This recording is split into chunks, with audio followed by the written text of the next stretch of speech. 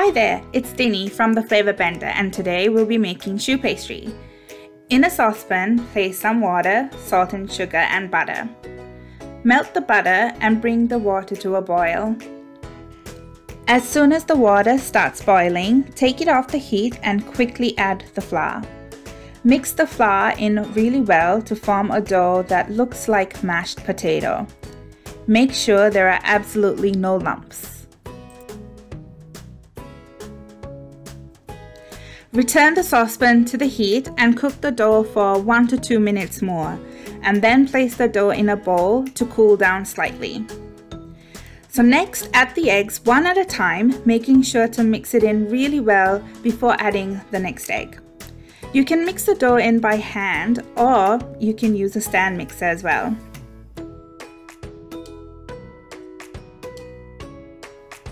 Make sure to add only enough eggs to get the right dough consistency. This may mean you may not add all your eggs, and that's okay. The dough should be pipeable, just glossy enough, and not too loose. Just like that. Now it's ready to be piped.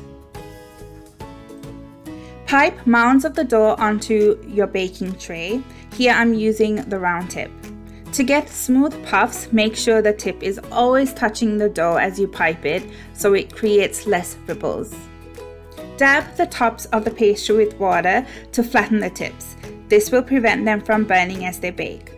Preheat the oven to 375 Fahrenheit or 190 Celsius and bake in the oven till they are golden brown.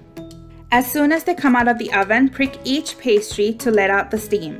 This will prevent them from collapsing as they cool down. A perfectly baked choux puff should be hollow on the inside like this. To fill the puffs, you can make a hole in the bottom of your pastry, either using a star pastry tip or by cutting an X with a sharp knife. Place the filling in a pastry bag with a tip that will fit in the hole that you made, and then you can fill each pastry with the filling. Make sure to wipe any excess with a flat blade or a clean cloth. To make profiteroles, dip the puffs in a chocolate glaze. You can find the chocolate glaze recipe on the blog as well. Then you can serve them right away. Choux pastry is easy to make, and there's so many desserts that you can make with this dough. What dessert will you make? Get the full recipe guide on my blog, and I'll see you next time. Bye!